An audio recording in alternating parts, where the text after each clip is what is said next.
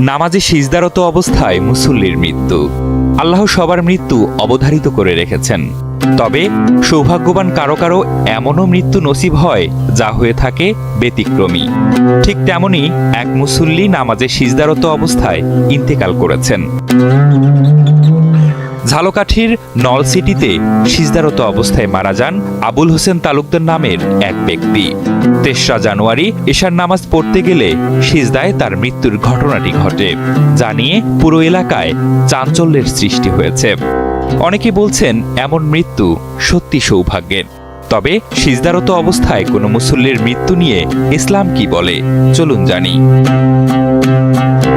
হাদিসের বর্ণনা অনুযায়ী সিজদা বান্দার জীবনের সবচেয়ে শ্রেষ্ঠ মুহূর্ত। সিজদায় রয়েছে দয়ালু আল্লাহ তাআলার প্রতি বিনীত হওয়ার আনন্দ। সিজদায় আছে পরম করুণাময় দয়াময় আল্লাহ তাআলার আনুগত্যের সৌন্দর্য।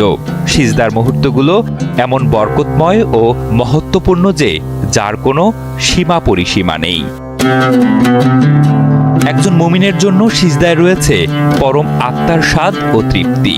তাতে আছে এমন এক প্রফুল্লতা যা কোনো কলম, কালি বা বর্ণনার মাধ্যমে ফুটিয়ে তোলা সম্ভব নয়, যা সিজদাকারীকে জমিনের সংকীর্ণ গণ্ডি থেকে আসমানের প্রশস্ত পরিসরের সুউচ্চতায় নিয়ে যায়। এই ছোট্ট পৃথিবীতে অবস্থান করেই অসীমের সন্ধানে রত হয় সিজদাকারী ব্যক্তি।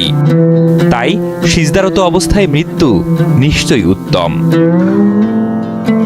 ইসলামে সিজদারত অবস্থায় কোনো মুসল্লির মৃত্যু হওয়াকে অত্যন্ত সৌভাগ্যজনক ও উত্তম মৃত্যু হিসেবে গণ্য করা হয়, কারণ এটি আল্লাহর সবচেয়ে নিকটবর্তী অবস্থা এবং ইবাদতের সর্বোচ্চ পর্যায়ে, যা প্রমাণ করে বান্দা আল্লাহর সন্তুষ্টির জন্য জীবনের শেষ মুহূর্তেও ইবাদতে লিপ্ত ছিল এবং এটি ফিতরাত বা ইসলামের উপর মৃত্যু।